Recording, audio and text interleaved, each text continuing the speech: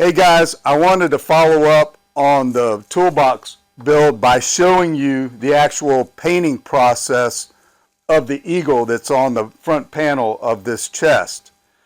I fouled up on some of the video and it's not going to be available. So I wanted to show you some close-up views of the finished product.